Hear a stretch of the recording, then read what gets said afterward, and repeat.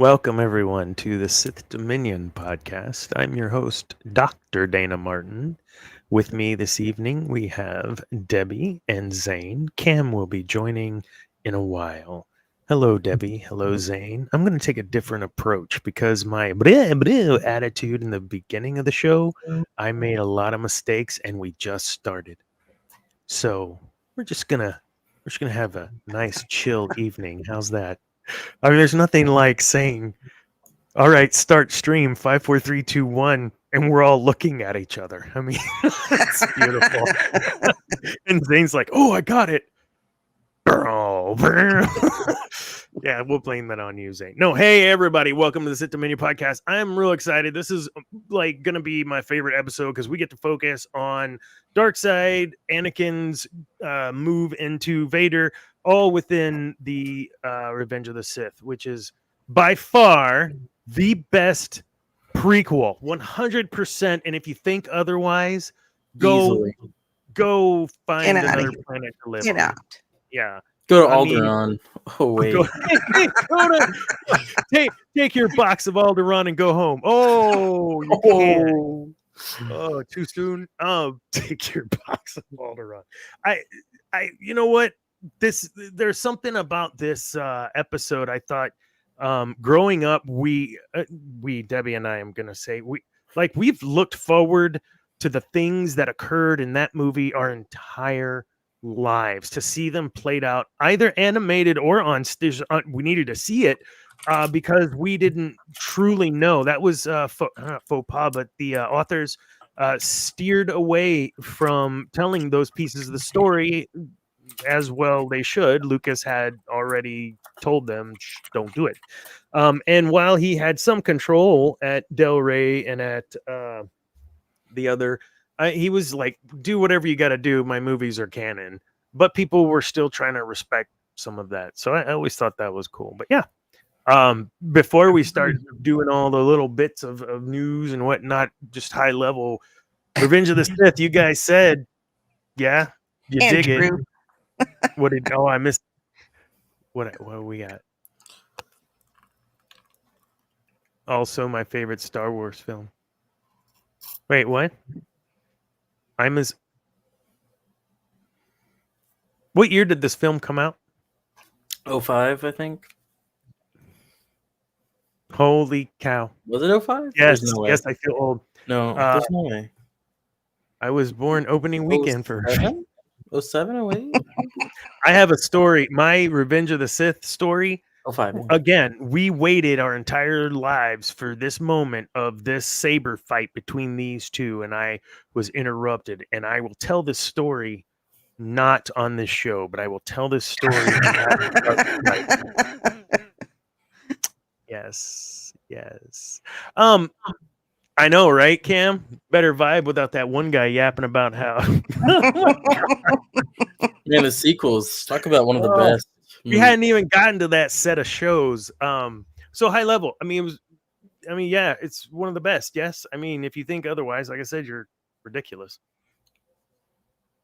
I mean, it is the best, but to each their own. Some people say it's Empire, some people say it's Revenge of the Jedi. Revenge of the Jedi.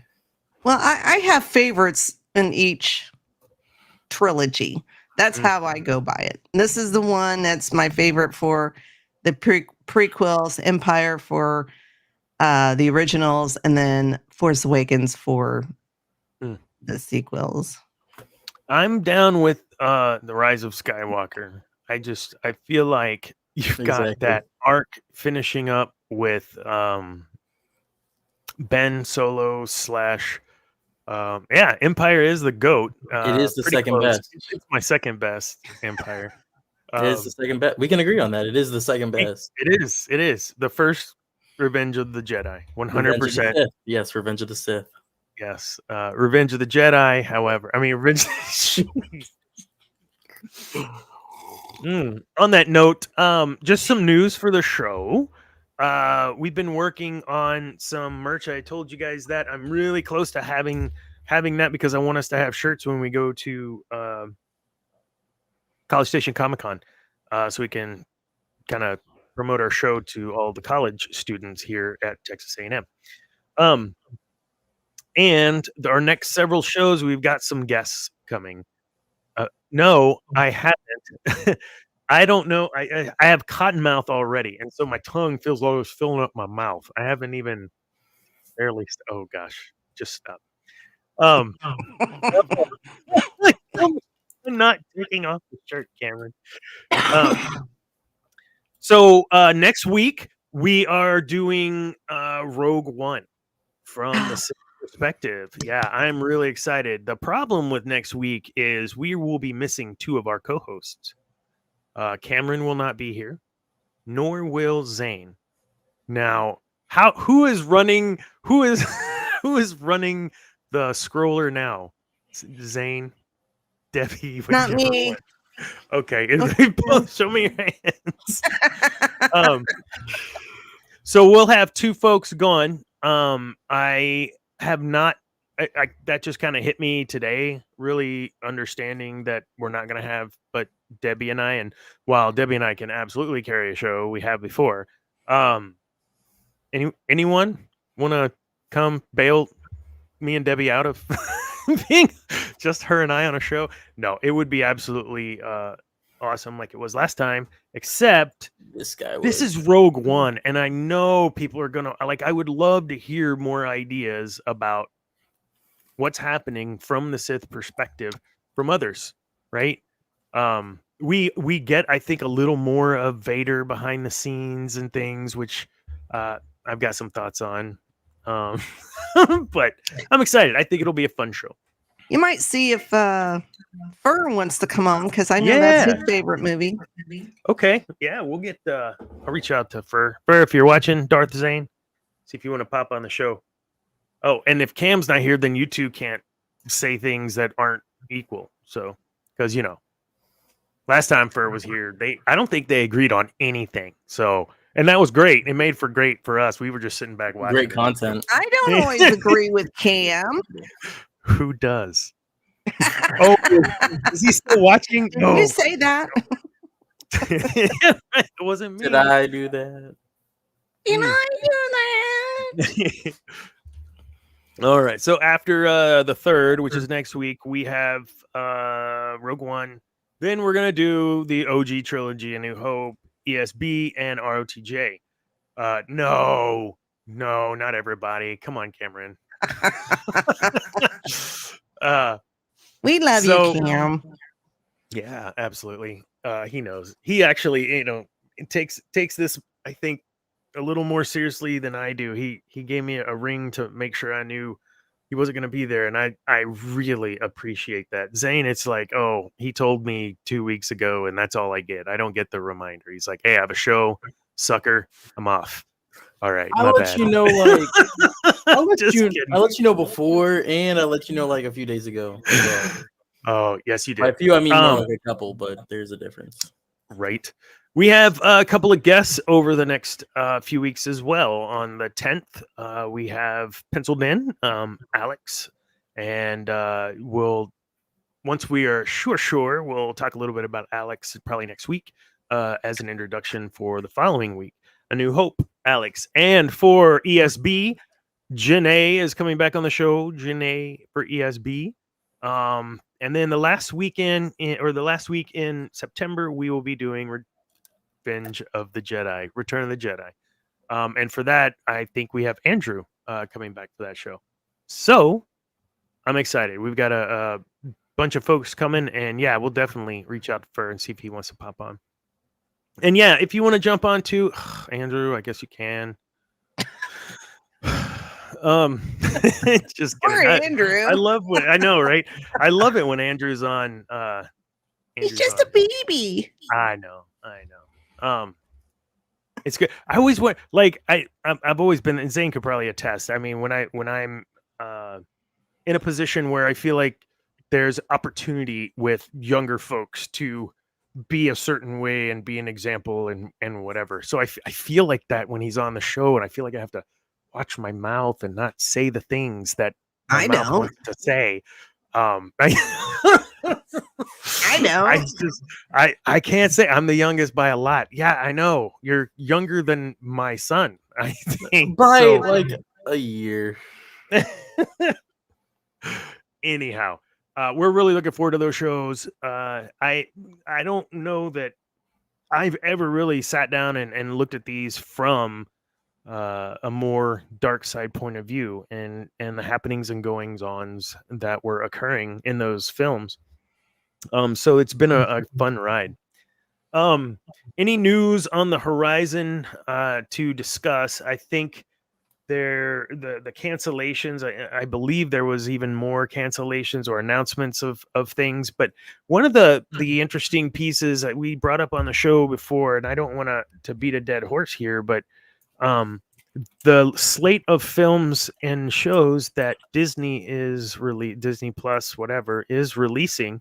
Am I wrong in that the majority of them are sequels or something of that nature? That really there isn't anything original coming out of that studio in the next couple of years, mostly. Yeah, we got Skeleton Crew coming by the end of the year, so that's new. That's true. Ahsoka, I don't know when that's coming out. Season 2, I assume they might be saving that announcement for Star Wars Celebration in Japan in next April. Yeah. And they may be saving a lot of announcements for that because they really didn't do a whole lot at D23 this year, Star Wars related, outside of the Skeleton Crew trailer. So they may be saving, I'm hoping, saving a lot for Celebration in April in Japan. Yeah, I kind of feel like someone popped the balloon. Like it just was. I just read the chat. Which come on, post Andrew, it. What do we? Debbie has expanded my vocabulary by a lot. Absolutely. For those who don't know, I talk like a sailor. She says that she does, but man, I mean, only whenever the camera's not on. Just kidding. For the most part, I do drop F-bombs here and there. You know, I don't make the show R-rated yet. We may get there. No, it was something I was kind of looking through the slate of things, and it just seemed to me that there were more part 2s and season 2s and sequel type things occurring. Now, Skeleton Crew, you're right. It is, I guess, a fairly original idea. It's kind of what it Losty in space. I actually wondered if they were going to do a playoff expanded universe and have that as like Outbound Flight-ish, some sort of connecting, because that was where wasn't that where we saw Thrawn for the first time was in Outbound Flight? No. What was the first Thrawn? It's been so long since I've read that. Isn't that like a bunch of people who are out to... Technically, Thrawn, like timeline-wise, yeah, it was Outbound Flight and Legends. Okay. Canon-wise, it would be Chiss Ascendancy books. Technically, the second Thrawn book when he meets Anakin. Yeah. I love that book. Man. So I'm stoked about that. I said I liked it. I was with GNN kind of shutting down later on. The going through and grabbing the articles that I'd written, and I was reading over the Skeleton Crew article, which was it was very neutral, just about what I thought they were going to be doing based on what we knew then, and wasn't too far off. I think we were pretty close, and we actually discussed it, I think, in the show. And so yeah, it's a kid's show, but are you two excited about seeing something really refreshing and different? Like it'll be like, it looks like Goonies. Mm-hmm. Goonies in space, Lost in space. Goonies Lost in space. Did y'all see the reboot of Lost in Space with Parker Posey and all them. It's only 2 or 3 seasons, right? Or did they ever officially cancel it? Because they kind of left it. There's either 3 or 4. They did close out the series Okay. properly. I mean, it just didn't get canceled, and we don't know what the hey happened. But yeah, right. They got in the end. Yeah. Okay, I remember now. It's good. Okay. It's hard. PG-13. Debbie gives us a hard PG-13. Oh my goodness. A very hard PG-13. Awesome. Andrew knows me so well. It's good. It's good. Last little bit. I was going on to Temu today or yesterday. They're selling your information. You have to. Who isn't? If you go to back in the day, like several months ago, you would search like Vader, the term, and you would come up with a few things, kind of cool, whatever. You'd have to like Space Wizard Lord, and it would be all Vader stuff, like because of whatever licensing. I don't think they care anymore. If you go there and you just type in Vader, it's all kinds of fun stuff. So for 2 hours, I scrolled and I didn't buy anything, but I sure looked at all kinds of cool shit stuff. So I'm not saying go to that place because they may steal your information. I don't know. I just know they have all kinds of cool stuff right now that is Star Wars related, period. So that's a cool shirt, Debbie. Probably. Oh, jeez. Probably. This thing's very old. Nice. It's like tie-dyed, but hyperspace. Mm-hmm. I have a shirt on. It says I have issues. Okay, that's it. No, I'm just kidding. I even cut the sleeves off of them. Take it off. Take it off. Hold up. Where is it? Where is it? Wait, what? Nah, let's do this one. No. There we go. I just thought I'd match the vibe. So Andrew. all right, I'll post that, but I'm not saying that. Uh-oh. Oh, bye, Debbie. Hello, Debbie. Was I rude?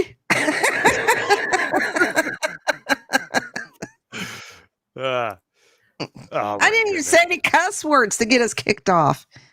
I know. We just we're only 20 minutes in. Oh my goodness. Outlaws. I think I must have missed something this week on Outlaws. And that's the last bit of news. Cam was like, Outlaws is crap. And I don't know if it was Cam saying it's crap because Cam says it's crap. Or did I miss some gameplay or something that was released? What'd I miss? Cam's crap corner. I have no idea. Curmudgeon Cam's corner. Yeah, I don't play video games, so I have no clue. I think some people have got early release, or maybe it hasn't been released. I've seen quite a few people playing it on Facebook or TikTok, so really, maybe it's been released and he's playing it. We might be live streaming some Outlaw, not Outbound Flight. I didn't think it was out yet, but what'd you say? Oh, if you pre-ordered it, you got it 3 days early. Oh, with the what? The mission that's locked behind that paywall? I have no clue. That's what my son just yelled at me. Yeah, no, it's true. Yeah, they locked like a mission behind a paywall, which is crazy. You don't get the full game for buying the full game. That's pretty messed up. I can't search anything because I have my VPN on by default. What are you trying to search? I'll search it. I was trying to search Outlaws. Or just to see what that gameplay was, or if it. I don't know. I think that's why I'm blurry. I'm blurry, but I know it's because of my camera. I wonder if I bounce. I know someone gave it a 4 out of 10. I gotta get off this. All right, let's hope I don't break it.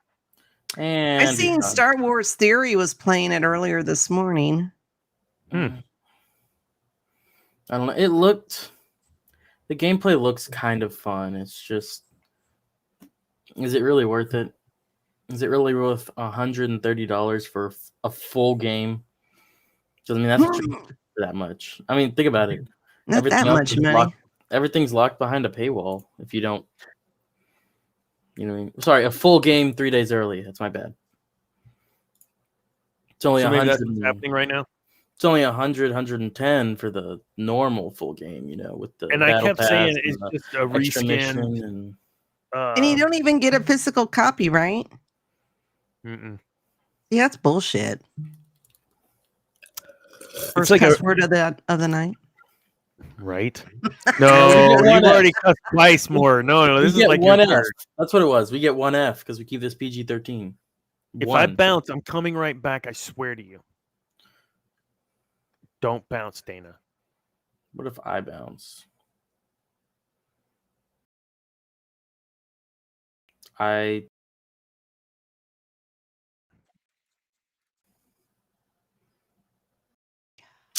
still back. We're rocking and rolling. Look at that. Why do you got two? Why are you in a What? queue? I'm not. It just looks like it. Because my old is all I did was disconnect my VPN. And so it has a hung session right now thinking that I'm on the other. But we're good. A hung session or wow, Debbie, I swear. Want to let you know there's. I'm sorry. Anything remotely dirty, that's where my mind goes. Oh my goodness, a hung session. That's beautiful. All right, now I should be able to search. Okay, so when does it release then? I guess it releases later this week. This is early access, and then you have to pay a ton just to play it early, and then you don't even get the whole game unless you pay like a ton. So I did not. The weight of the bouncing. Yes, the weight of the bouncing. That's funny. I don't know that I want to play a game that I've already played twice because you can't convince me it's not a reskinned Jedi whatever or Jedi Survivor or whatever. Like right down to the little pet on the shoulder. Okay, but we love BD. What? I did love BD. You're right. And then there was Dio. And now there's this little grunty thing. Like the porgs, like just stop already with the tiny things. I wanted to kick every Ewok. So no, just stop with the They're tiny for the things. kids, not for you. Yeah. Who are you? Yeah. Who made you boss? Yeah, paying consumer. Yeah. Yeah. I love it though. I mean, it worked, right? Like if you don't, are you for real right now? I swear, I'm just gonna start over Tuesday. No, I don't want to relive Tuesday. God, no. I don't even know what I was about to say. I got distracted when I was fuzzy again. Well, you were talking about Ewoks. Yes, Yeah, whatever. You hate I hate Ewoks. them. The little things. The little things. Yeah, it's those little. It just, I get it. You wanna make something for the kids, but what did you have in the first one that was for kids? In A New Hope, R2. R2 and C-3PO, that was for the kids. I'm assuming so, yeah. But people get bored of things. Yeah. Speaking of getting bored, let's move on. Everybody's policy. Eris Korban, Jawa. Oh, the Jawas. Yeah, Jawad. I don't think that's what he meant. Jawad. You Jawad. Jawad. Awesome. All right. So when we left off last week, we had old help. We had old Dooku taking the arm of Anakin. We had Anakin going behind, a very dark side thing to do, going from behind the Jedi to marrying Padme's secret. Ultimately, over this time, he's impregnated her through the Force. I don't know. No one's ever told me how that happened. It's through the kneecaps. It's what? Through the kneecaps. The kneecaps? Cool. Yeah. Osmosis through the kneecaps. Aren't I a treat? Yes. So he definitely has had his struggles through Attack of the Clones. He's had his passion and compassion tested. I actually saw the clip from Clone Wars, the animated series. Sorry, the 10-part series, whatever, the first Clone Wars, where he fought Ventress. 2002. And if someone actually, one of you guys grab it and share it, we'll watch it. That clip where he's fighting her. He absolutely. This is the kind of as we're coming into ROTS. And I know we probably should have talked about Ventress last week, but that's okay. It's in the Discord. In the Discord? It should be that one. Yeah, did y'all hear that? In the Discord. You know what that means? We have a Discord channel. So, all right. Let me that should be it. I just kind of. Oh, stop! Pick a Destiny. I thought. What is? Why did I say that? What is the pick? Tenacious D. Oh yeah. Yeah, they're a little broken up, or not broken up. A little bit. A little bit. All right, here we go, folks. Share screen.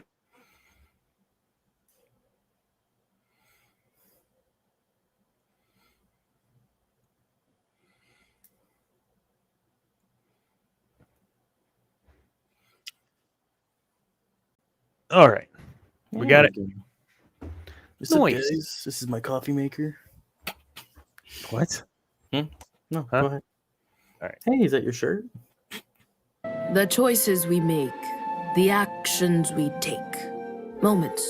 I have both no idea big if this and is small, actually shape us into I don't think forces this is of it. destiny. Forces of Destiny. All right. Wait. No. That's it. Keep playing. Okay.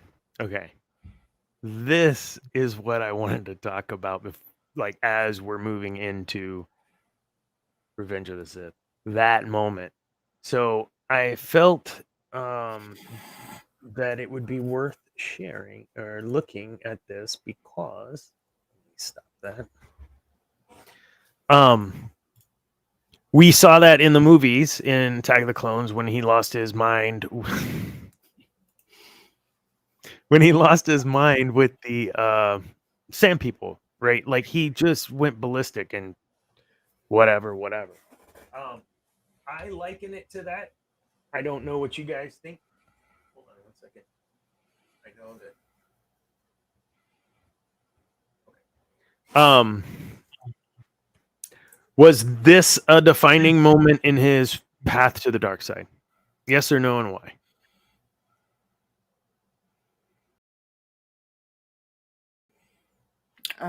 Not canon though, is it? Well, it's not. But it was canon. I don't even think it was canon in Legends. The Clone Wars itself is very weird when it comes to Legends because it's both canon and Legends at the same time. Mm-hmm. So I don't, if I recall correctly, the 2002-3 animated wasn't canon even in Legends, like it was retconned. Yeah. So all things being equal, does something like this help usher him closer to the dark side? I mean, I would say, yeah. I wouldn't use the term you used before, defining moment. Mm-hmm. I think a more defining moment would easily have been when he slaughtered everything in that Tusken Raider camp. That's what I'd call a defining moment. But it definitely is slowly pushing him. Things like this is what's slowly pushing him more and more towards that dark side. Mm-hmm. Why don't we? I know Ahsoka was created after Revenge of the Sith, right? But do you think that, and I haven't heard anything about this from Filoni, do you think you like, what was it that was said at the beginning of the Clone Wars in the Clone Wars movie at the end, where Yoda says that Anakin will learn about loss or something of that nature? Do y'all remember that? Am I making this up? At the end of the movie, which was terrible. I mean, I'm sorry I took my kids to see it, but whatever. It was Wait, terrible. the 3D animated Clone Wars movie? Yeah, whatever. Oh, Um, it's so bad. It is. I mean, I don't know. I think that I think what we got in that was an alluding to something greater of loss. And I felt that they were aligning the story of Ahsoka for future state where he loses her. Would you probably consider his loss of Ahsoka as a Padawan, as a friend, as a sister, help push him to? Yeah, because she did what he couldn't or wouldn't. And that was just walk away. Yeah. How do you walk away, though? I mean, like Ahsoka. But I mean, well, it's like whenever Cypher tells Neo, he's like, "Did he tell you?" God, would I not? Like, why would he do that? That kind of pressure. Neo felt like he had to. There were moments in the Matrix where he felt like he had to. He didn't want to, but he had to because this was put on him. So it became no longer a choice. And that the only choice that Neo would have would be to either follow along and then later on break, whatever. In the case of Anakin, he's following along, I think, because he doesn't have anything else. He has Padme, but he doesn't have that, and he's been told he's the chosen one, so he feels that responsibility and pressure to live up to that, and maybe feel he can't walk away because he is supposed to be the chosen one. Have you guys ever had someone that you've worked with that is some sort of like wonderkind, like, wow, I don't even know how that person is in this job. They are so smart. They don't need to be doing this. They need to be doing this. And then they always seem destined to just fall short, just a bit short of the expectations that everyone had around them.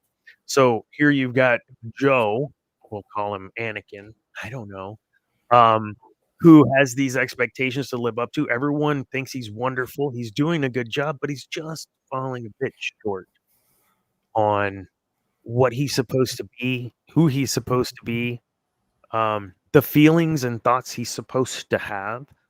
How does that play with, and this is like personal if you want to get personal, but how does that mess with your own psyche when you start to have those doubts of maybe I'm not the chosen one, maybe they're wrong about me? Because I think he went through that certainly during this kind of interim period. I don't know. What are y'all's thoughts? Well, yeah, I mean, I think there's a lot of instances in the Clone Wars animation series where he's doubted himself a lot. And then Ahsoka or maybe one of the clone troopers, kind of raises him back up. Kenobi does, to a point. But yeah, I think, I mean, if I was told I was a chosen one or some prodigy or something, who the hell wants that pressure? Yeah. I wouldn't want it, knowing that I'm expected to live up to everybody else's expectations of me. Mm-hmm. And who's to say they're right? becomes a question of who am I trying to be? Am I trying to be the individual I'm told to be? Or should I work to become the best version of myself? Thank you, Eris Korban. Well, in shoot, I'm trying to remember what scene it was. Yoda was talking with, I think it was with Mace. And maybe it was Kenobi, because I think Kenobi said, well, isn't he the chosen one? And Mace said something snobby. And then Yoda, because that's Mace. And then Yoda said something about maybe the prophecy was misread. Yes, maybe the prophecy we Misread the read that. prophecy. Yeah, that's right. Oh, Because right now, I think they're just going off of what Qui-Gon. I don't know if everybody knew about this prophecy. Mhm. I mean, was it a well-known thing? Or was it just something that Qui-Gon found when he was doing research on stuff? I mean, the Sith have their own version of the Chosen One also. So maybe it's one of those things that's in all religions where they have some kind of a chosen one. I don't know. Yeah, Frank Herbert's Doom. There's a chosen one. The Kwisatz Haderach. Okay, so you're right. And when we think about Annie, it just sounds weird calling the adult Anakin Annie. When Padme calls him Annie, it's like, ugh.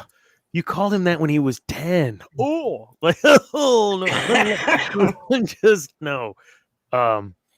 It's different when you're older, I guess. I get it, but still not okay. At what point does Anakin begin though to really feel that push?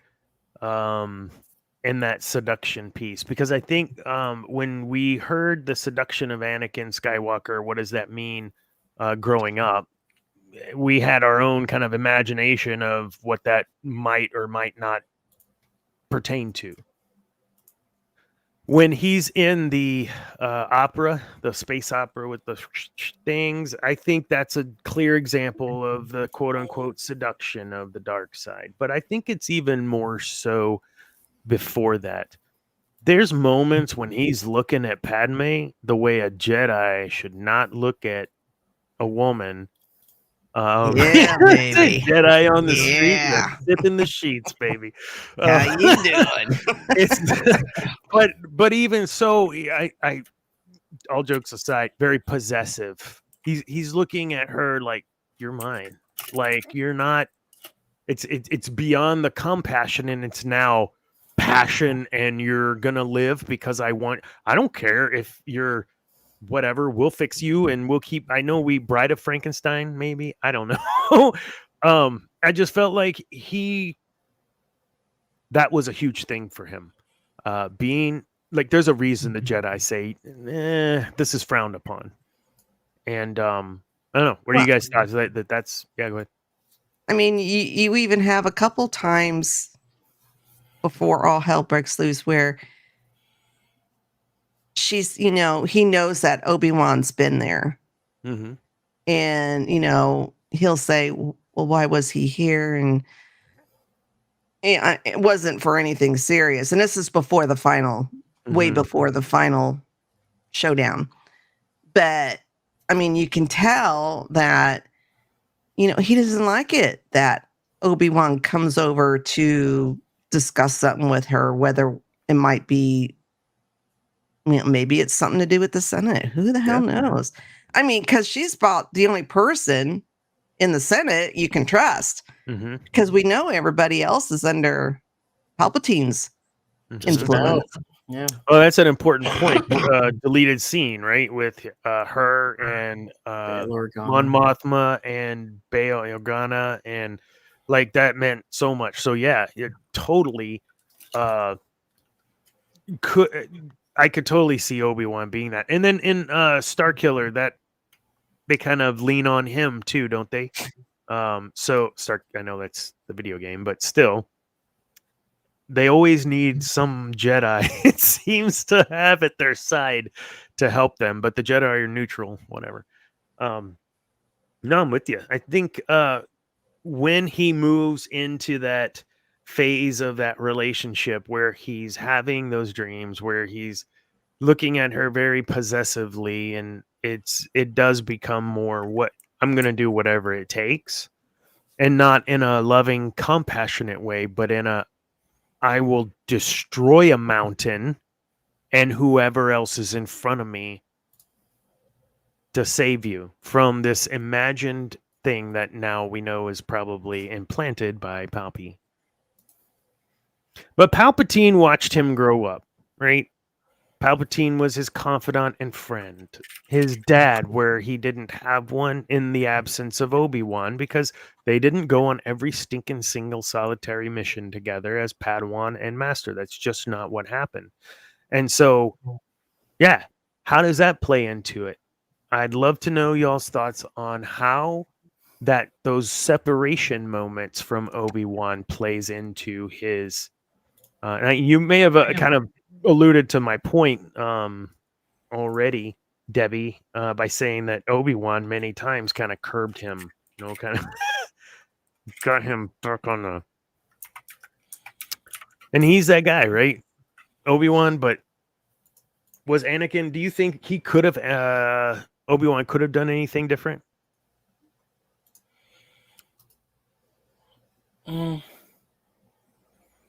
Let's rephrase that.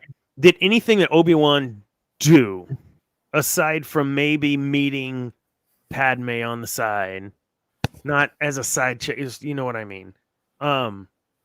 What could he have done differently, or what may he had done that would have caused? Like, I don't know that he's to blame at all, other than asking him to spy. Well, I mean, if you want to get into it, he didn't know about Padme, and as much as it is horrible, and obviously he didn't do it, who's to say if he had told the council about Padme, things wouldn't have ended up different?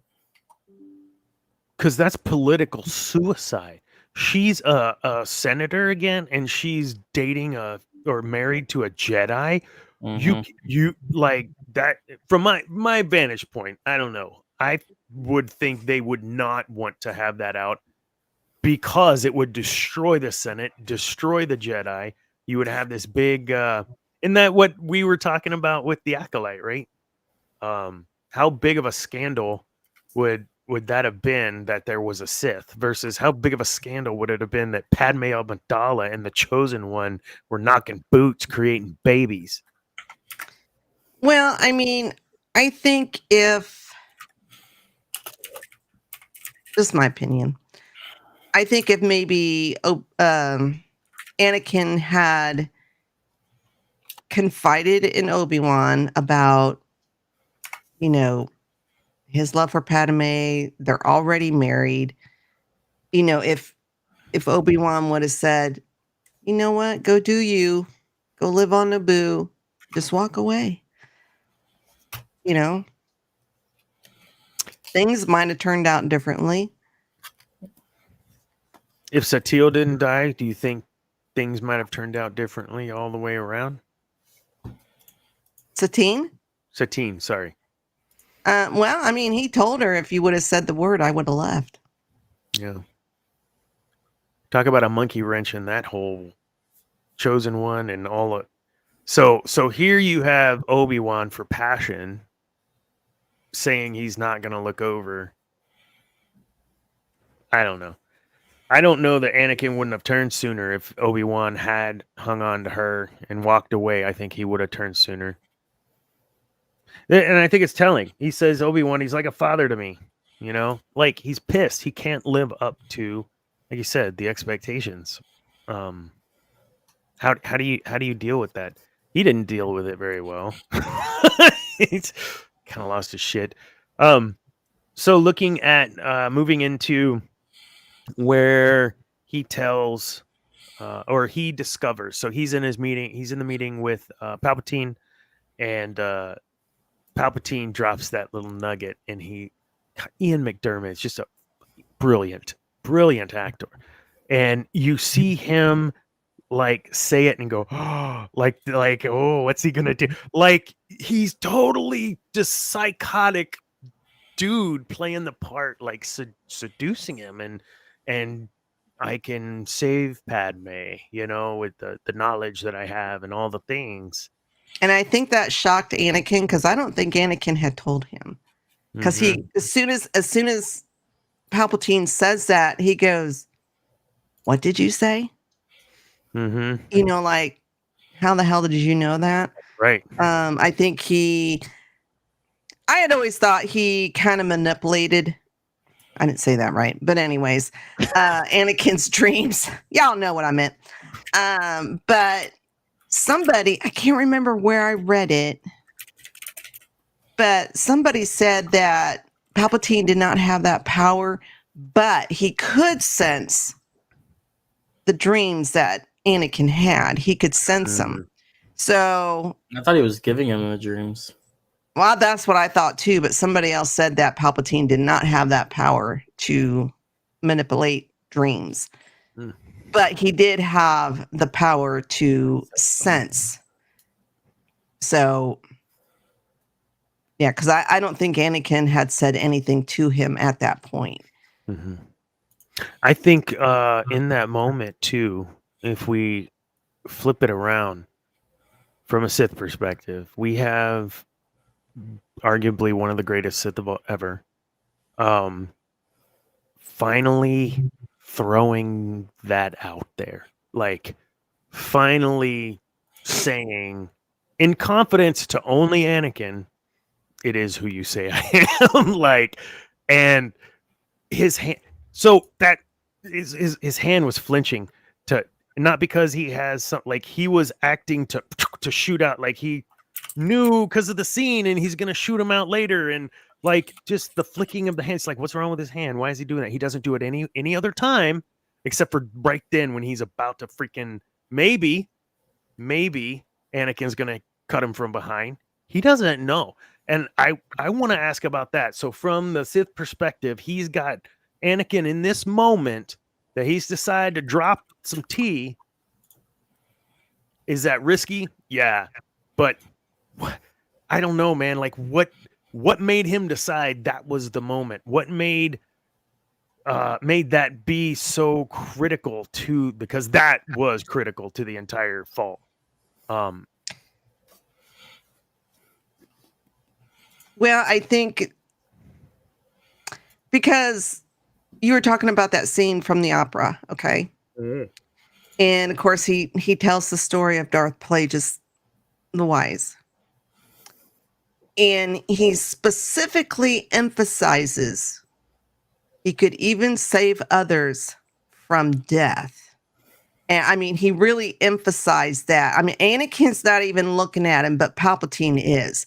He's looking right at Anakin and specifically saying saving others from death.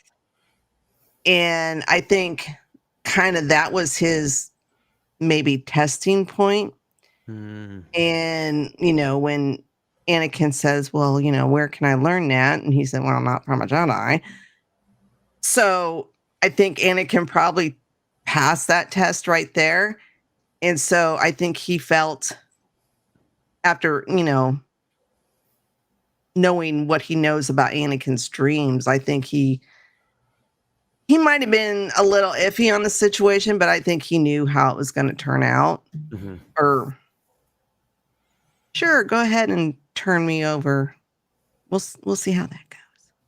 Yeah, I thought that was an important piece. It established another level. Use my knowledge, I beg you. I mean, it's all about you, and it's not about me. It's all about you.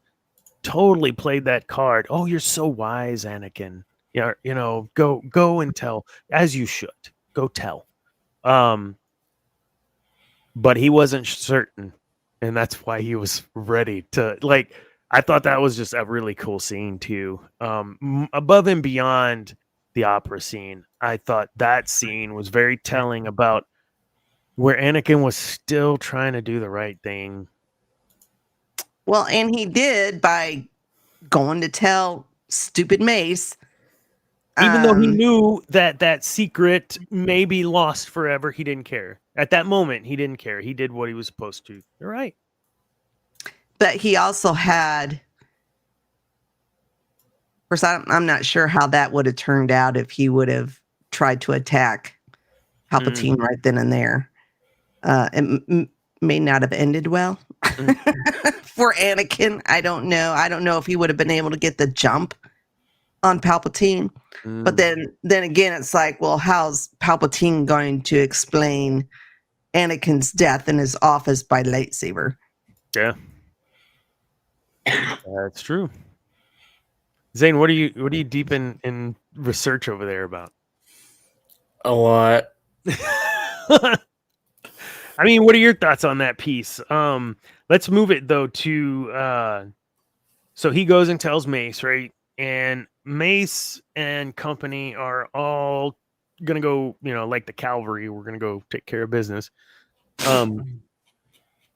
So let's stop and put a pin there in Anakin. Let's move over to our friendly neighborhood, Sith Lord, Palpatine. So Emperor Palpatine, Darth Sidious, as we know him now, is just chilling in his office, looking at the Death Star plans.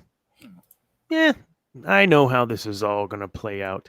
And I don't think I think he even says, like, so soon. Like he knew shit was coming because Anakin said he'd do it and whatever. So, but he's playing it so cool, man. And this is, I'm sorry for those of you that think the Sith are bad and evil. Man, they can play shit so cool. Because he was like, "Are you threatening me, Master Jedi? Like, like, are you seriously? There's 4 of you. There's 1 of me, and I'm not even sweating it. Not even sweating it. I don't know. I love me some Palpatine. So I'd love to know your thoughts specifically about. I know we were talking about the seduction piece, but specifically, how badass was Palpatine in those moments, man? It was crazy.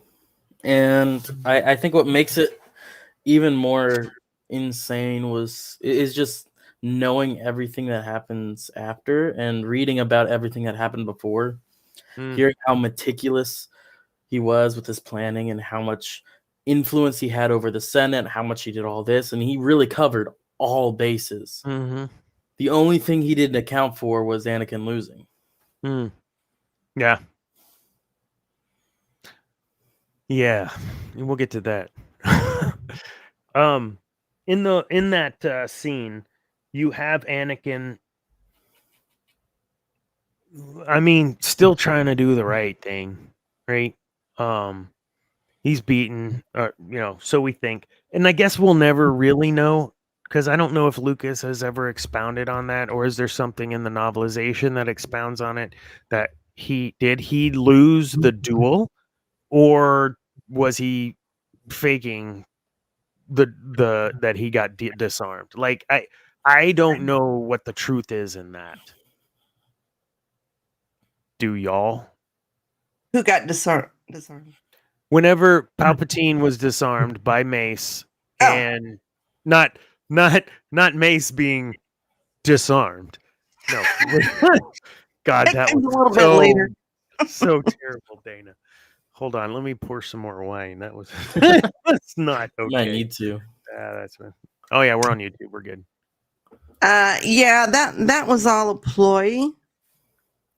I mean, you can even tell in his voice. Oh, I'm weak. Yeah, he don't even sound serious when he's doing it.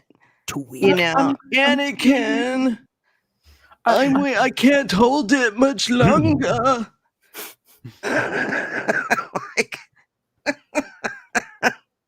And during this whole thing, there are times where I think Ian McDermott kind of overacts a little bit. Yeah. Because every time I watch the fight scene between him and Mace and Mace, yeah, it's just I crack up every single time because his facial expressions are so over exaggerated, and I'm just like, I laugh. the whole time. I mean, it's a cool scene, but I freaking laugh because I'm like, I got you.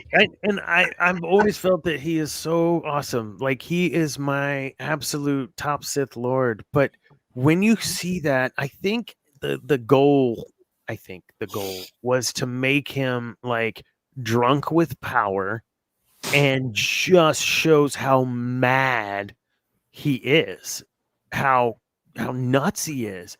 And but only when he's allowing himself to fully flow with the dark side, right? And he's just, this is awesome. It's like a kid eating like 8 Wonka bars, and then you let him loose on the monkey bars. He's got 2 broke arms, but he's still like, just running around with floppy arms now, like just losing his mind. I just felt that they did a good job portraying. I think it was kind of over the top and campy. but that's Star Wars. It is, right? Come on, Han Solo. It doesn't get much more campy than that, dude. But I also think him finally letting his true face show was also part of the ploy, to make it look like Mace was truly injuring him to the point where he was just so weak. And now, of course, he tells the Senate how he's, I'm mortally disfigured. I can't do Palpatine, but you know what I mean. Go for Papa Palpatine. Yeah. Hold on one sec, guys. But I think that was all part of the game, just letting his true face show, his true Darth Sidious face, because we all know that was a Force mask of some sort. Who wins 1-on-1 cage match, Mace versus Sidious? Sidious Why? was on par with Yoda. Hold on a second. Mm-hmm. Hold on a second. Yeah. You believe that Anakin being there was irrelevant to him being Sidious, being victorious over Mace. Is that what you're saying? That's what I'm saying. Why did the fight last so long? To delay because he thought Anakin might come? Oh, he knew Anakin would come.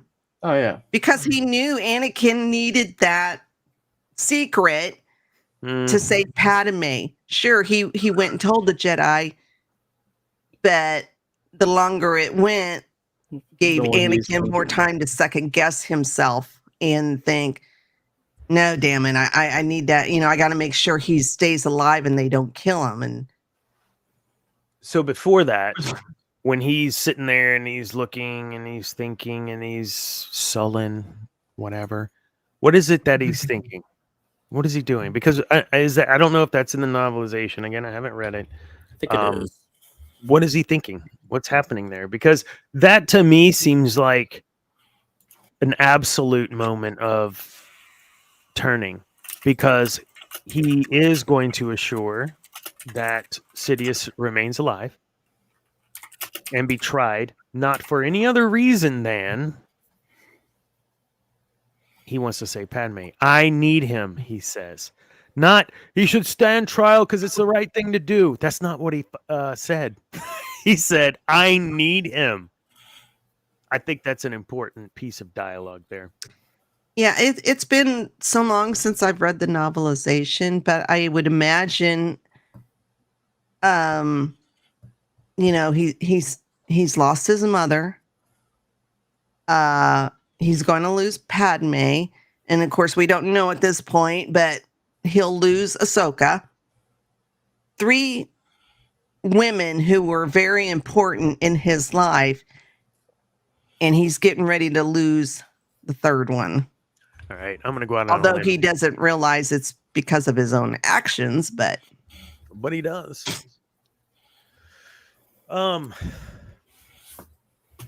the importance of women in Star Wars. I think I could do a dissertation on it. The lack of a caring motherly figure, sisterly figure, an opposite to Anakin in a female way. I don't care, whatever. I think it plays in the story to show just how important those relationships are. I'm sorry, Mom. I haven't been the son I've been, right? Or whatever. I mean, I really feel that way. And I think we see that played out on the screen very intently about the relationship between father and son, or father and what you call it, daughter, I guess.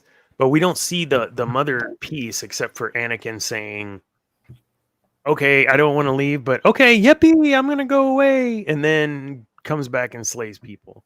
But I think your point is I've missed a lot. That the importance of those women in his life when they were gone, he had a hole in his soul when any of the, and then yeah, like you said, losing Padme in the end, that was just the icing, right?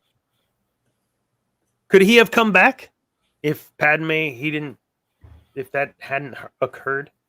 If Obi-Wan wasn't on Mustafar, what do you think would have happened with Anakin?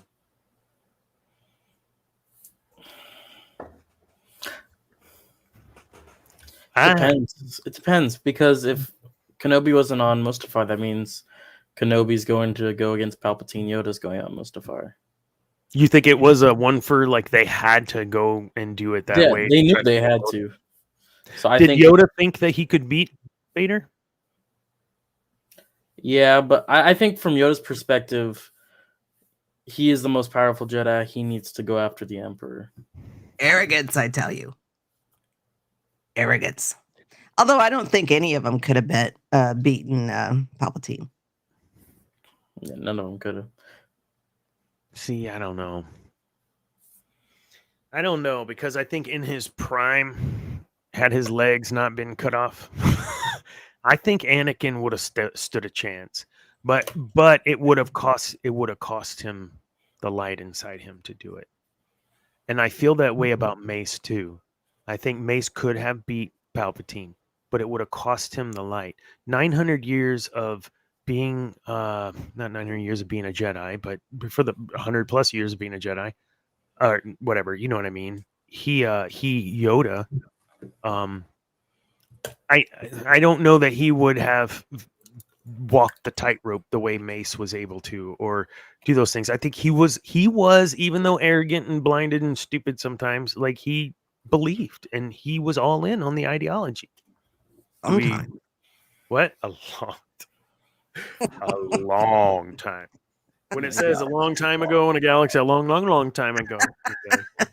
I don't know. Well, and I don't know. I don't know if he could have been turned back, but after Mace is flown out the window, and old Palpy, he's given his praises and whatnot, and I name him Darth Vader.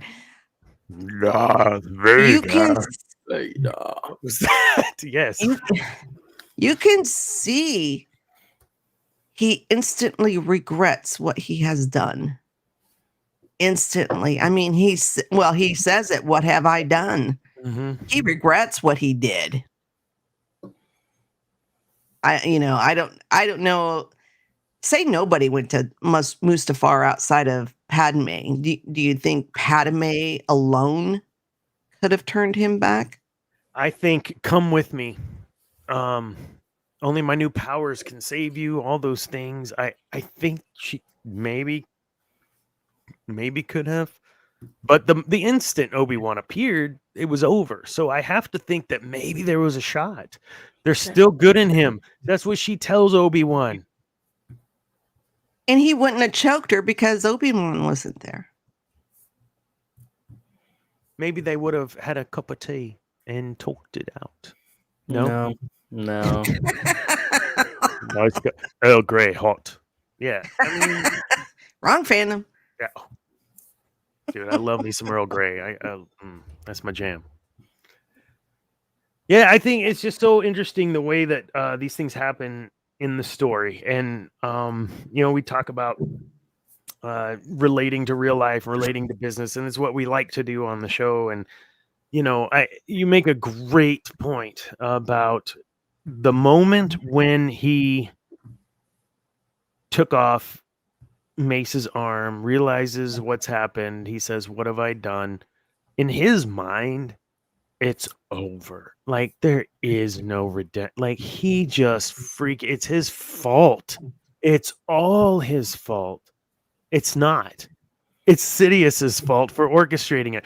But in Anakin's mind, it's all his fault. And so he has no choice. And you want to imprison some person? We encounter these poor people all day long, every day, that are in their own prisons because they've made those prisons for themselves.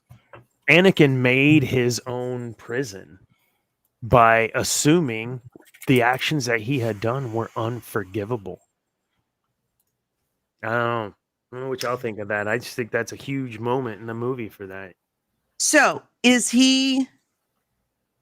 why is he crying on Mustafar? Because he's doing the things because he wants to save the girl, but He's he still knows having what regrets. he knows what he's doing is so wrong.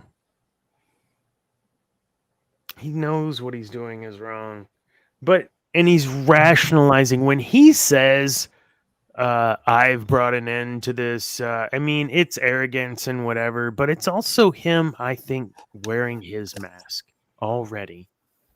Like when you do something stupid back in the I own up to that shit now, but earlier in my life, right? You do something stupid and you're like, oh, well, yeah, but I will be better because of this, and I will learn that I can shut up.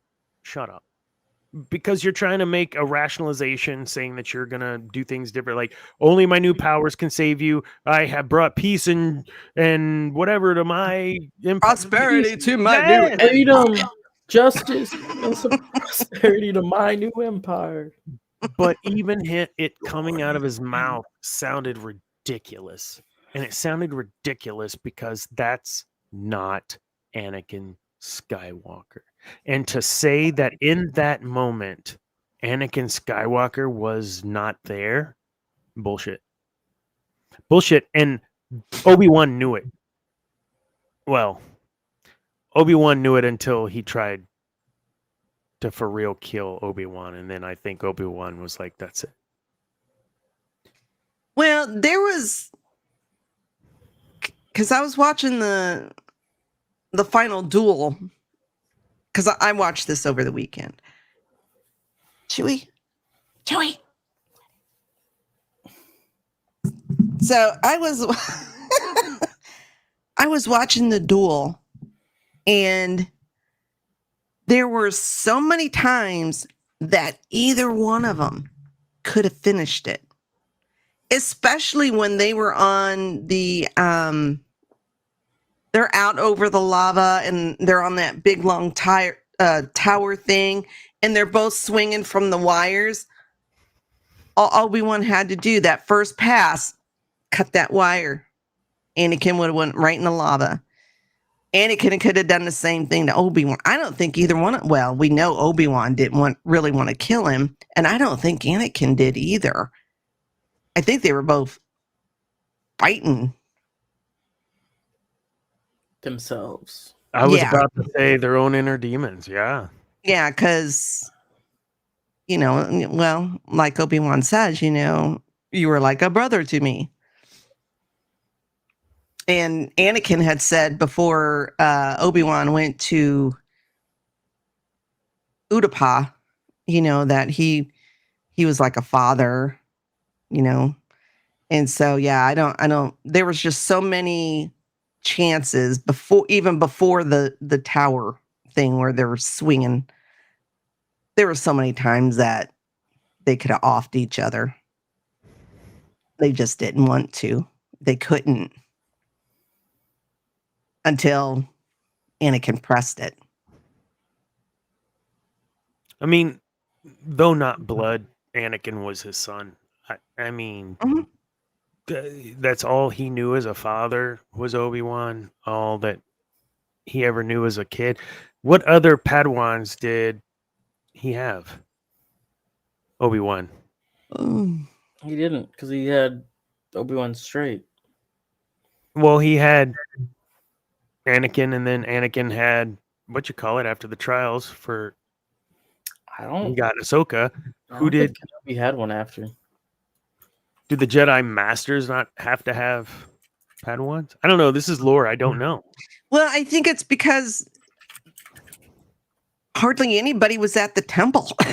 Yeah. They were all out fighting, on the outer rims on different planets. So, who's got time to really train a Padawan?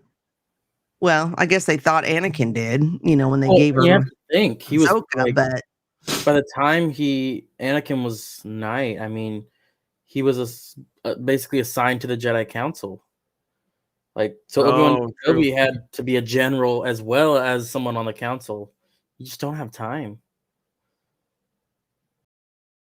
So, wait, I left and you're still alive. And I still have my shirt on, Andrew. So I'll have to pop off soon because it's almost my bedtime. I know. We're working on it. Wait, Dad, you're taking off your shirt? Take off the shirt? Dad? No. I don't want to end up on Debbie's wall of folks. So, and I can't help that, if that happens. Yeah. So when Anakin is fighting, actually, 1 second. I want to share this real quick. Screen.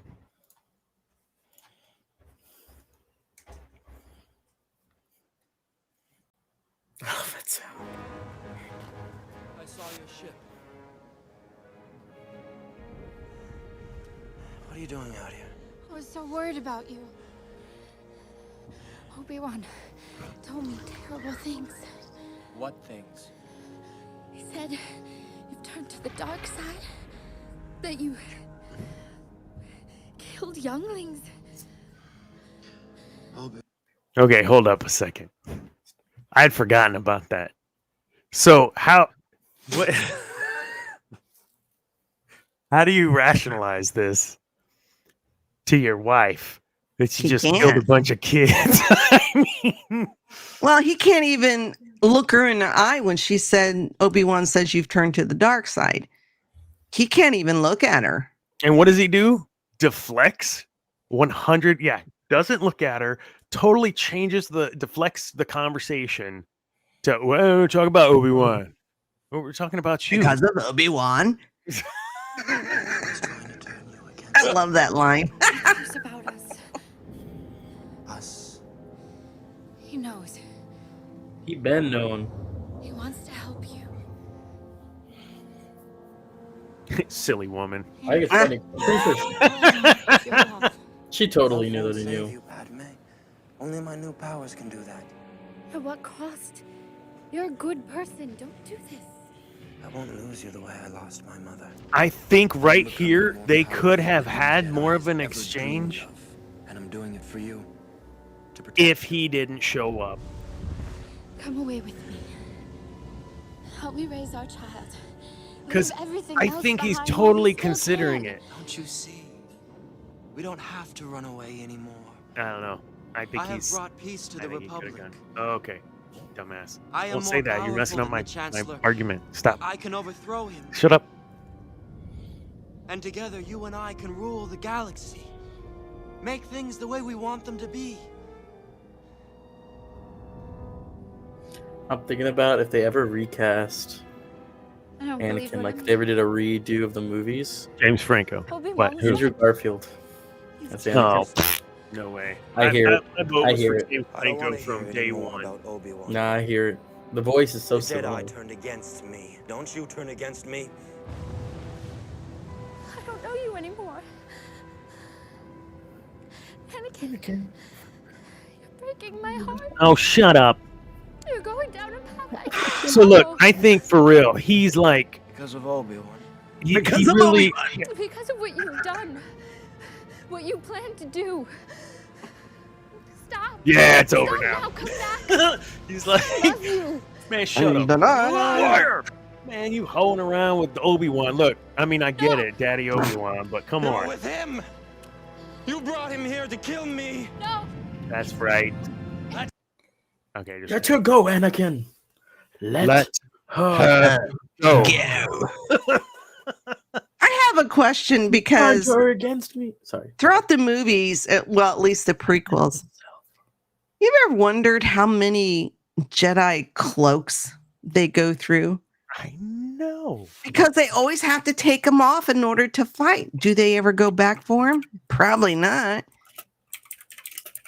No, they just get, the slave planets like Tatooine to make them more, but it's off the record, see? Well, it's like, why even wear them? What's the point?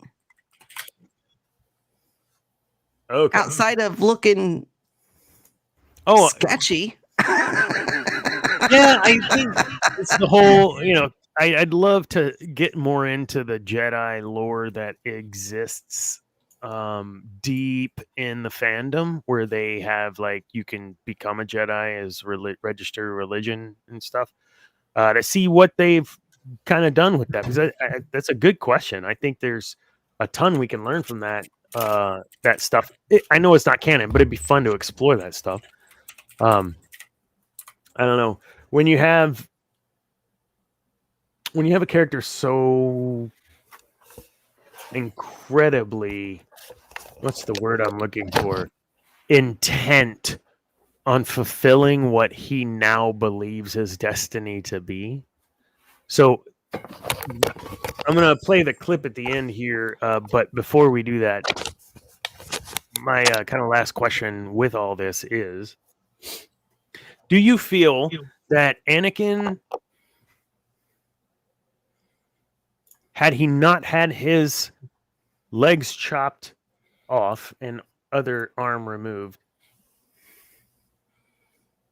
does this still end any other way than Obi-Wan on top? Or is Anakin truly, was he truly the not as good as a duelist as, Obi-Wan? Does it end differently if he doesn't play the high ground card? If that piece doesn't happen, does it play out differently? I don't think so. You think Anakin was better than? I mean, No, Obi-Wan no. was better than Anakin as a duelist? Not as a duelist, but in the Force. Because Obi-Wan had a moment of not peace, but of being able to be in the Force right as Anakin jumped. Like, he had the concentration needed. And I think Anakin is so emotional in a lot of these moments that he has no time to really use the Force. And I think that's what really stands between the two. I mean, that's even going to the Acolyte. The whole point is killing a Jedi without a weapon, and the Force isn't a weapon. But my thing is, I think Anakin was so focused on dueling. If he had ever had been more focused on training in the Force, he would have won easily. But I think Obi-Wan was just so in that moment. You know what I mean? Would you feel like our passion sometimes, when our passions drive our actions, the propensity or potential for more heartache than success is going to be there? I don't know that I fully believe that statement, but I believe that there has to be some leaning towards that, because if you're 100% passion, which he is, he's 100% heart right now. He has 0 of his head in the game. And I think that's what you're trying to say too, is if he had more of his wits about him and wasn't so emotional, he would have known better than to do what he did. He wasn't attuned to the Force. He was forcing the Force, using the Force, not allowing the Force to control. All the things we love as Sith, but in this case, it did not serve him well. He wasn't centered, and he was off balance in the Force because of his emotions. Even though that's what the Sith do, they use their emotions, but he was so new, I think, to using that much of the dark side that he didn't know what to do with it. He was almost overloaded with power, if that's the word for it. He just couldn't control it. I get that. Okay. No, that's good. We're gonna watch just the tail end here of whenever he gets his stuff. Debbie, if you gotta bounce it all, it's okay. I think Cam's gonna join us here in a little bit too, so it won't just be me and Zane trying to carry 30 minutes of a show, because that's not gonna happen either. Okay, I'll bounce off. All right, here we go. This is the end for you, my master.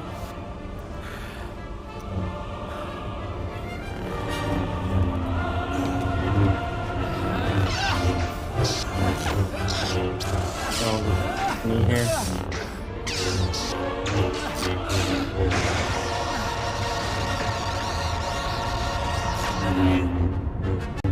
All right, man. This is it right here, man. Holy cow. So, It's over, Anakin! I have the high ground. Listen. Oh, he's pleading. That is a man that loves his brother. That is a man that is telling his brother, do not do this, because I will have no choice but to defend myself. Don't do it. So whenever it's over, Anakin, I have the high ground. Don't do it. Like, I believe fully he is 100% he's pleading and begging Anakin, do not do this. Am I wrong? No, that's 100%. I mean, okay. And this is hard. And this is really hard, I think, for folks like you and I, Zane, that come from a place where, and others too, I'm sure, but come from a place where, like, you have that sort of compassion or passion in you to extol to others. And in that, sometimes it's painful and you get hurt like bad. And Obi-Wan's like in that point, I believe, where he's like, I know whatever's about to happen, if it goes any other way but you standing down, it's gonna suck for everybody, dude. Just stop. Oh, sorry, I went off there, but no, this, I see your tears coming. It's like just stop. When you have that much feels for your fellow humans, okay? Like, there is no greater love than this, that a man would lay down his life for his wife. Okay, yeah, that's but love your neighbor, man. Like, it's the golden rule, do unto others. It's all here summed up in Obi-Wan, because he was probably the best of us, right? When you hear about, the heroes that don't make it, they're the ones that don't make it back. They were the best of us. They gave their lives. They laid it down. He was the best of the Jedi. Really, he was, because even in the end, he didn't falter. Even in the end, his heart was pouring out for his brother. Sorry, you were about to say something. No. I can't believe I just went nuts there. Whew. Cam, you're missing out, brother. Tea being spilt all over the place. You underestimate my power. Don't try it.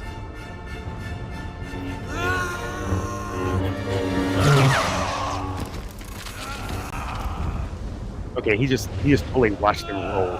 Like, didn't he could have used the Force and saved him. You could still use the Force and save him. You could still use the Force and save him. Or kill him. You were the chosen one. Oh. It was said that you would destroy the Sith, not join them. It's just heartbreak on another level. Balance to the Force, not leave it in darkness. Were Anakin's eyes the Sith color before Yes. he jumped? Before he No. jumped? No. And then now there's... Yes.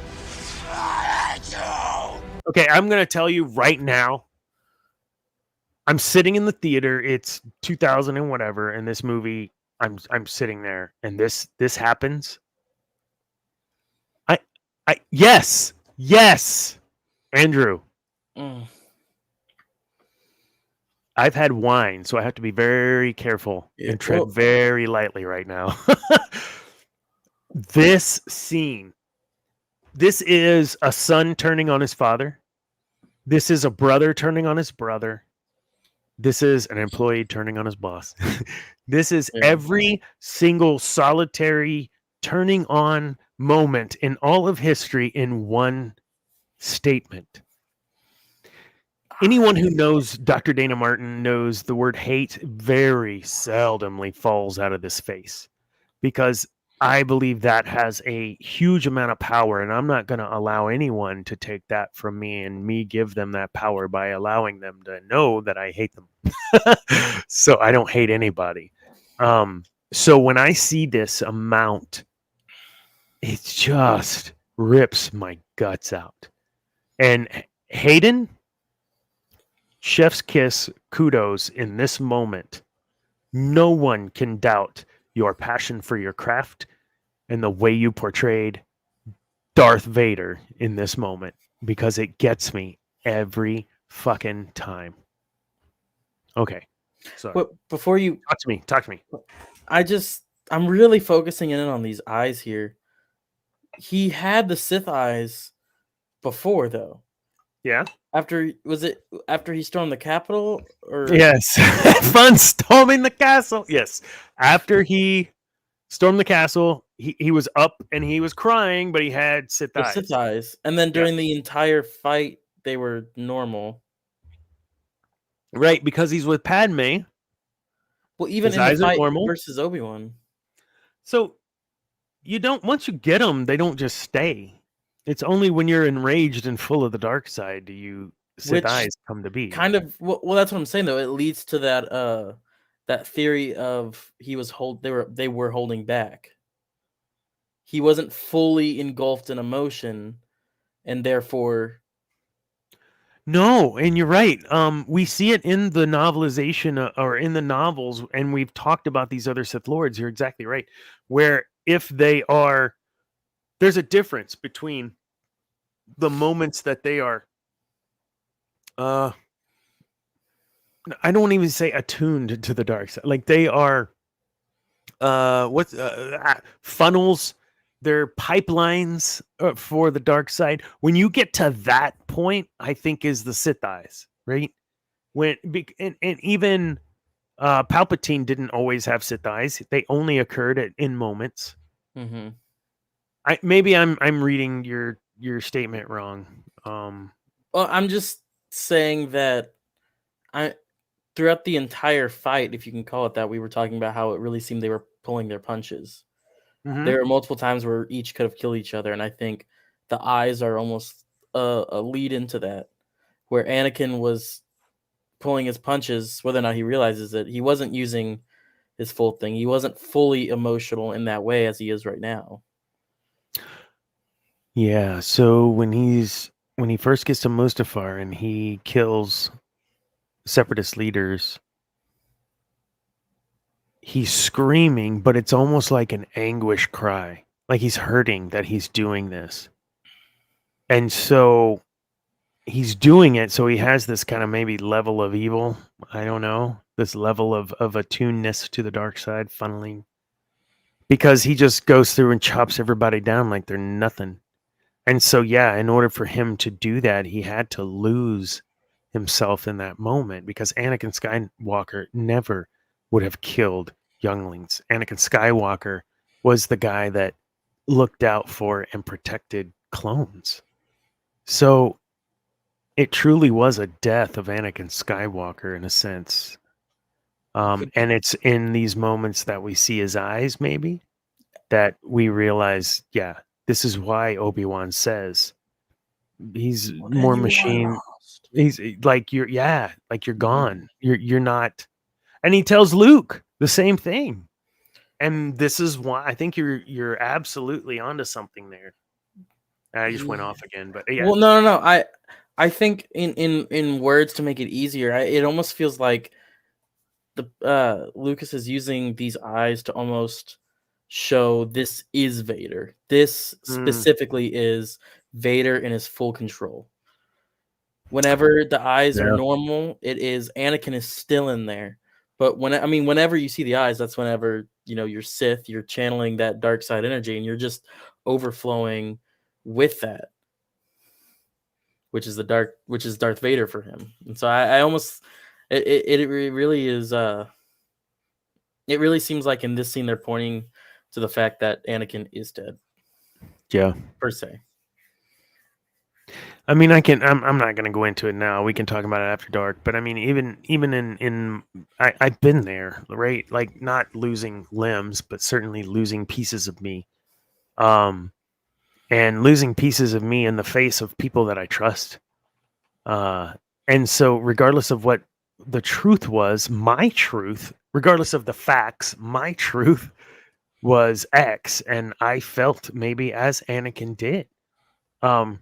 Once I fully understood the truth as facts and not my truth, I made those. I understood those facts, and I understood that no, that's not what was happening. So, I think for Anakin, one of the coolest things was when they released Darth Vader, the figure, the first Darth Vader figure in the Episode 3 toy line, because the first Lord Vader was Anakin with Sith eyes.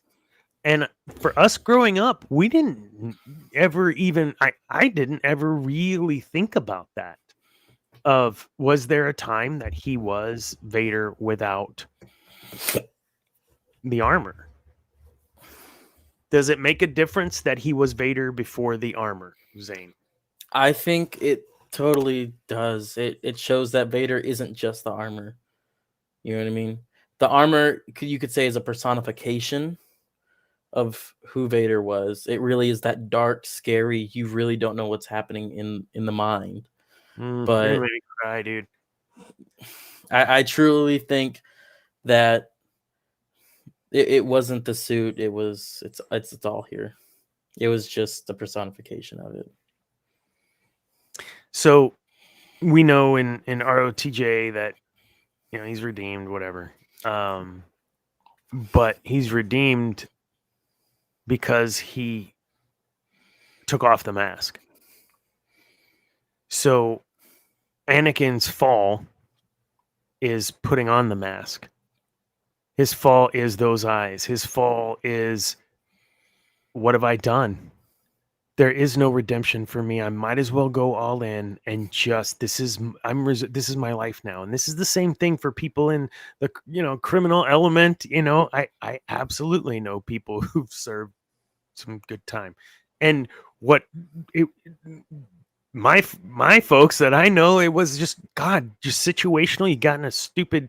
You made stupid decisions and you went with them instead of stepping away. Don't go with those decisions. And in Anakin's case, it wasn't about him. Was it about him? I keep saying no. It was about Padme. Mm-hmm. Do you feel that once Padme was dead, or he assumed so? Because when he force choked her, he kind of knew she was alive. He said it. I sensed it. Hold on. We'll get to that in just 1 second. Mm-hmm. Let's finish this up. The fact is,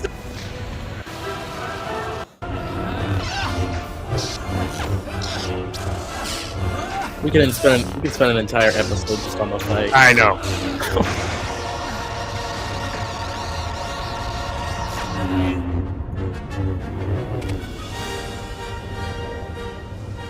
It's over, Anakin! I have the high ground! You underestimate my power! Don't try it!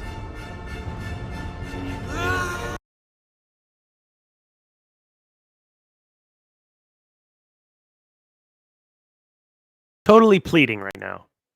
Don't try it. Don't try it. Don't try it. Sorry, he doesn't want to do it.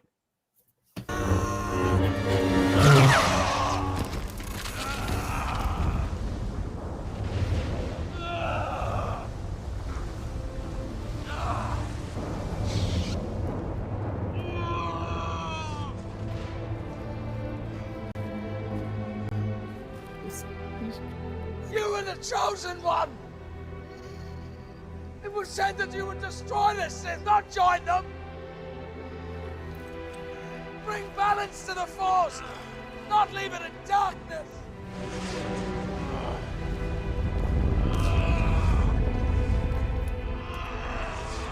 He's just gonna leave him there to burn his little nubs. I bet you that lightsaber was very hot. Let me see an Anakin's face. So how does he feel right now? Right there. Oh, How does he feel right now after that was said to him? I think he is mourning. I don't even think. I think this is his moment of not acceptance, but realization that in that moment Anakin was gone. Once more the Sith shall rule the galaxy. Yes. Do you think he knew right then? Yeah. So yeah, Mm-hmm. he's gone. So that's a great point, Andrew. Obi-Wan feels like he failed him. Look, I do coaching and speaking and these sorts of things on the side. But I also am a people leader, and there are folks that, I mean, when you have someone tell you that you've invested in, and in this case, his whole life, pretty much, Anakin's known Obi-Wan longer than any other person. He's known Obi-Wan longer than any other person aside from Padme. So when Obi-Wan hears, okay, Watto, whatever, if he's even still R2. alive. No, come on. Anyways, you know what I'm saying. C-3PO. Holy shnikes. The point is, when you have someone that you have entrusted with a piece of yourself, the way that Obi-Wan did, it is triple, quadruple heartbreaking, because it's not just the teacher pupil, it's the brother, it's the father figure, it's all the things that we said of why Anakin felt the way he did. It's the same thing for Obi-Wan, is it not? I mean, he just lost everything. That's it. And he even lost more. I would say. I would argue that in this moment, he believes he's lost more, or he has lost more than Anakin, because he is forced to believe he has to live with what he's watching right now. Anybody think about that shit? Anybody think about what Obi-Wan had to live with imagery-wise for his whole life? Like, imagine doing that to your brother or your son. Like, The and last then having thing to you live- saw with them, you cut their legs off. and they told you they hated you. I mean, I get it. If I cut your legs off, I would assume you would hate me. But Only the right one, not the left one. You were my brother, Anakin! I loved you! liar. He didn't loved him past tense. I think even right now, like, that's why his heart's breaking, because he does still love him. Like, he loves this mass of flesh that's now about to burn I think in he's front of him. I think he's almost saying that as reassurance to himself. Like, he knows he can't anymore. Like, he knows that like mentally he is not allowed to love him anymore because of what he's becoming. Which is why he's telling himself even that he loved him, past tense. I don't know. Would you say that Anakin's full on? Like, in this moment, there is zero chance of redemption in this moment. In this specific moment, Yes, and I think the eyes are the tell for that. Mm-hmm. Mm-hmm. It's all to the eyes.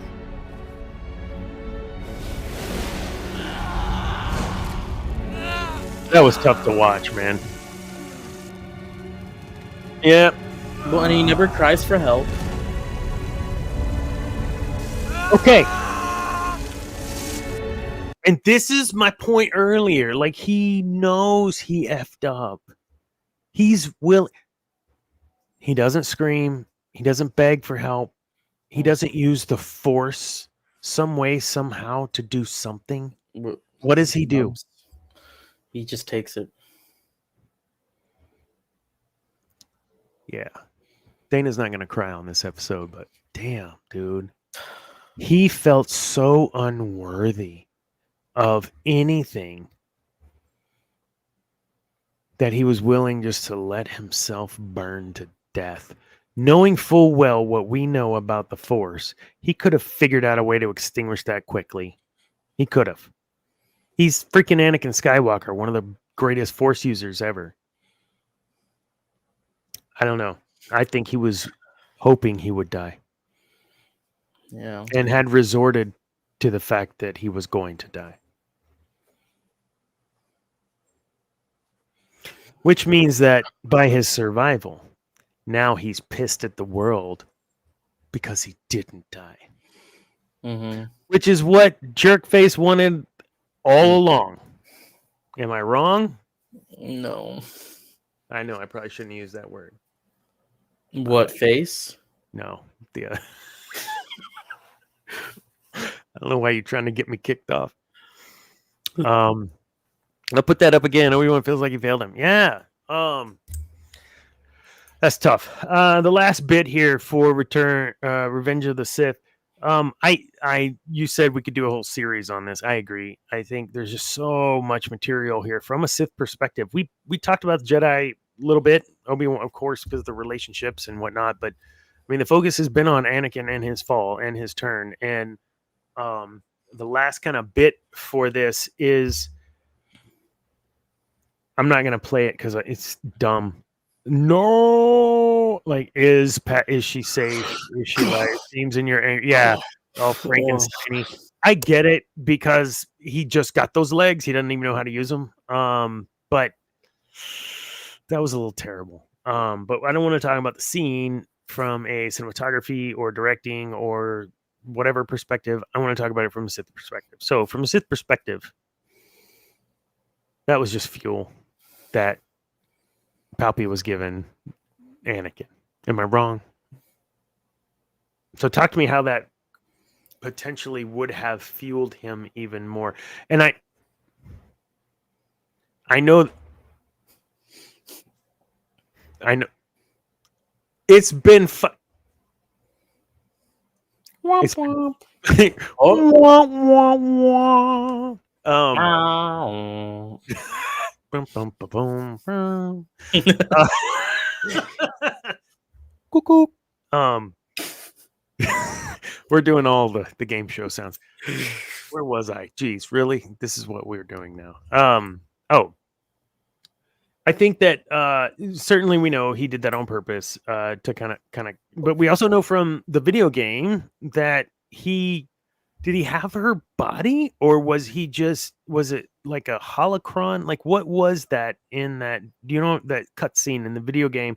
And you're actually in the wall behind with, I think it's Jedi Survivor or whatever. I don't know. It may have been Vader Immortal. I think it was Vader Immortal on the meta. Have you not played those?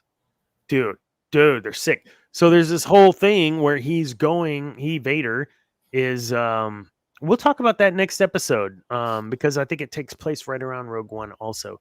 But he's in search of trying to resurrect Padme and whatnot. So Anakin is just such a great, compelling story, beginning to end. And I want to share this one thing because I brought it up earlier.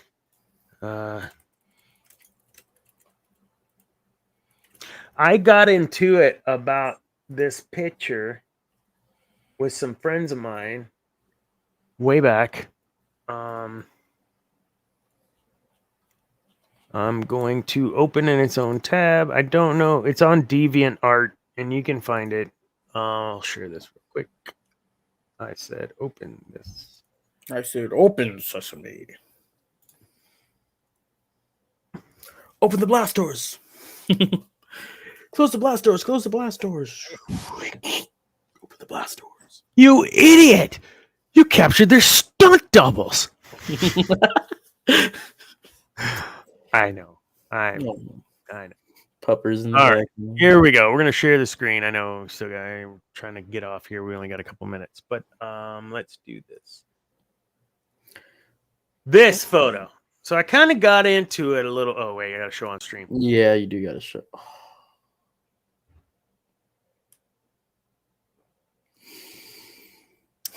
So this is for those of you playing along at home in your cars, whatever. Hold on. Want me to explain it? Yeah, Palpatine fully used Anakin. Sorry, this good comment by Andrew again. Palpatine fully used Anakin emotionally, like totally toyed with him to get what he wanted. Manipulation, where we talk about influence and manipulation on this show a lot. No. That was 100% manipulation. There is a difference.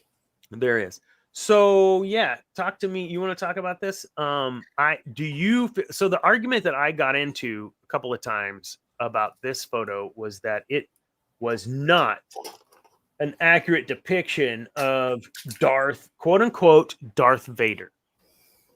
And it is at a wall of Death Star. I think it's called the Death Star Reflections. So a wall like the wall for Vietnam, where you have all the names of those KIA. Mm-hmm. And he's putting his hand, Vader is, on the wall, and the reflection, of course, all the names. But there are troopers and TIE fighter pilots, scout trooper, all these people on the other side trapped within the wall, touching his hand, who's touching the wall. And I see this for me, and I'm like, that's that bit of Anakin, the spark that Padme says there's still good in him, that Luke says there's still good in him, that Obi-Wan couldn't feel anymore. And maybe Obi-Wan couldn't feel it because of what happened in those moments. But I'd love to get your thoughts on, is this Lord Vader? Is this Anakin? Is this purely a mix, or is this bullshit?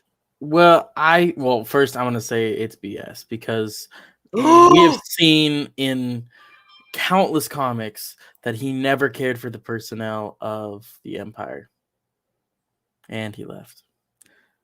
No, We've seen it. I'm here. He hasn't. He has just seen the lives of stormtroopers, officers as just mere things that can be expendable. So why would he go to a memorial if they're just expendable? I'm pretty sure his list of kills are this long. Here's where I'm gonna go with this, and I don't give a crap. Who else is there? Oh, no one. Just a little mouse droid. No one else is there. So there's no one else that could look at him and see any sort of weakness, that could look at him and see any sort of emotion towards those fallen. Every other time, from my perspective, what I've read and what I've seen, that he has been, they are expendable, they are tools. Those are the times when there's other people there. You think he's showing his real Anakin side here? I think this is the depiction of, I'm going to go back for them.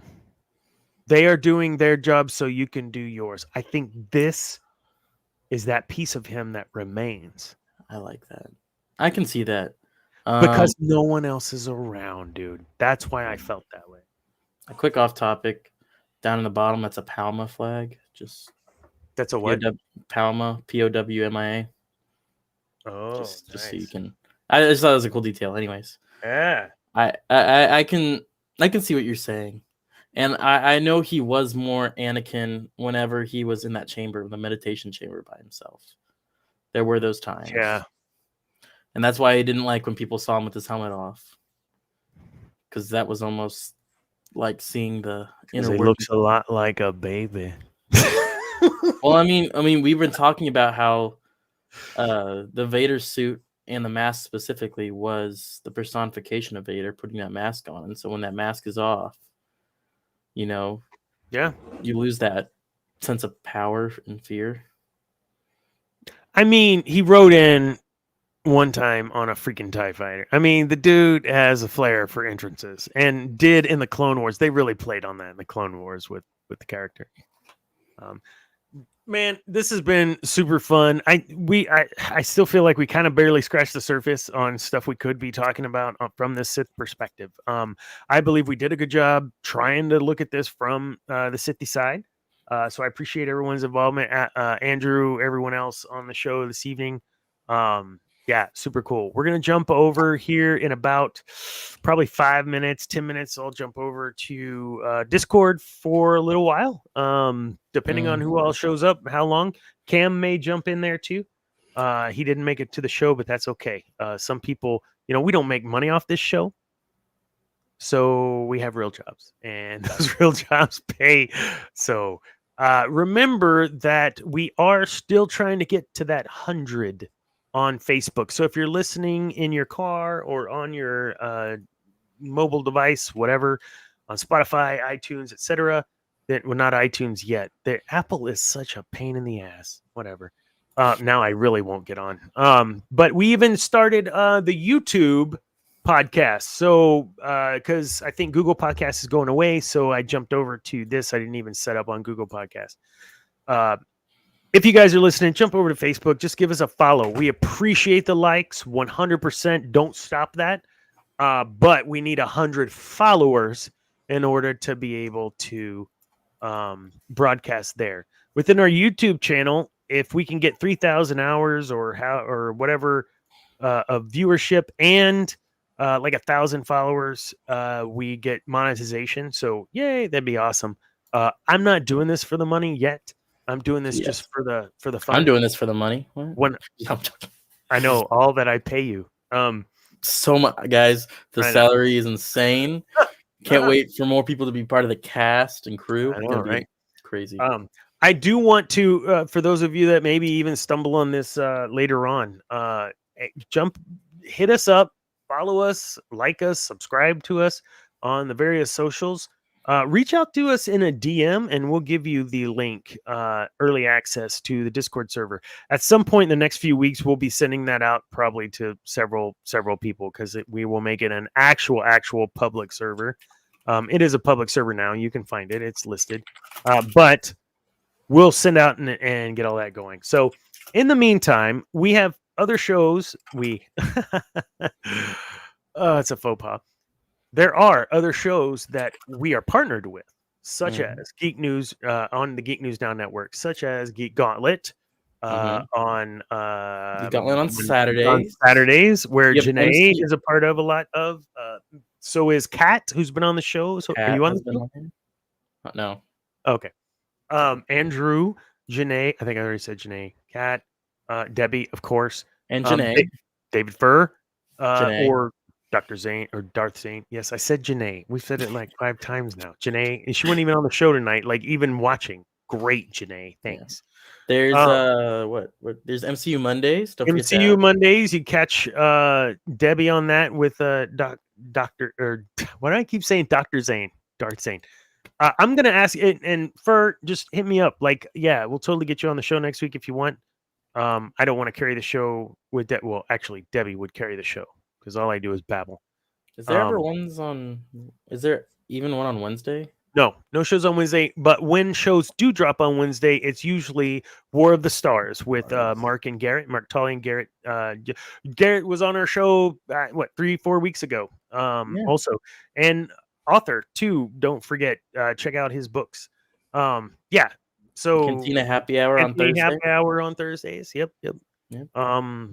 Yeah. So a lot of shows, and guys, just because maybe GNN's taking a detour in what they're doing or not doing, doesn't mean that we're not sticking around. Those other shows may not be sticking around either. We also have a bunch of articles. Go check them out on geeknewsnow.net before it shuts down in October. Read those articles, go through them, save them. I saved all mine, and I'll probably end up with an archive piece on our website, the Sith Dominion website. So, gosh, I think that's it. Next week we only have Debbie and I. Maybe Darth Zane will. Andrew, maybe you want to join next week if you can, so we can have a few people on. Check out those other shows, and we will be going through Rogue One and then the OG trilogy with plenty of guests lined up. OT. So, man, Zane, this has been fun. Debbie, super fun. Sorry you had to bounce. Cam, we'll see you in After Dark. I don't think there's anything else. I don't think there is. I will say, according to one of my calendars here, if y'all are in the see, I was about to say before we pop off here and get out of here, what gigs do you have coming up? Well, if y'all are in the San Marcos area, I'm playing at Cheatham Street. I'm opening for Jackson Wendell the next weekend. It'll be Friday the 6th. Cheatham Street, 7, I think it's around 7 p.m. The next month, on the 5th, I'm actually playing with Bo Moore. We're headlining Cheatham Street as well, so San Marcos area. Nice. Yeah, it's great. It's a really good venue. If you're in the Austin area, I'm playing at Maggie Mays with Thomas Babiak the Friday the 20th of September. So that'll be a fun show. I'm also playing at Hog Heaven at 6 p.m. So that'll be a good one. And I think the last one I have kind of out there is Saturday, October the 19th. I'm playing, I think it's in Dripping Springs. It's Moon Tower Saloon, 9 p.m. So if any of those dates match, feel free to come. If not, I'll be around. Just for those of you that don't really know, I got a little clip here, and Thomas Babiak, sir, I'm playing this, and I don't care because I need to pimp you guys out. You guys are sick. So I'm going to share this real quick. So for those of you that are watching at home, you're getting a special treat because you're going to get to see them do this. If shit. Here we go. Otherwise, here we go. Let's make sure this up. Okay, here we go. So this is the kind of cool stuff you're going to get to hear if you watch the Thomas Babiak and 30-year act. Please, Lord, that's all I Nope, that's not the one. Okay, yeah, it is. 'Cause I've been working like a dog all day trying to figure it out. Praying for a better sound. Get me through this mess. And every night the beer flows too fast like a raging river. My poor liver, she never rests.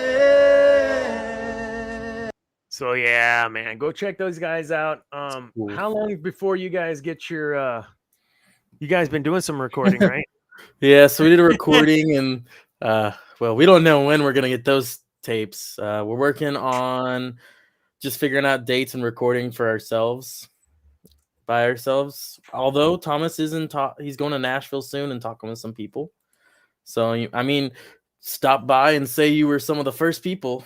If you want to check out any dates that I have personally, my Instagram is at Zane_Martin_26. Do we not have this? Can you not work these? Hold up. Go to text. Go to text. Text. God, this stupid camera. Go to text. You see it? And add new ticker.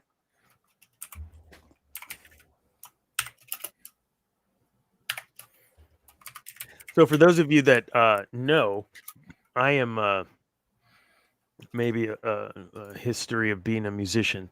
So if Zane sucked or Madison, my daughter, sucked at what they did as being musicians, I would have steered them in a different direction because I have a reputation to protect.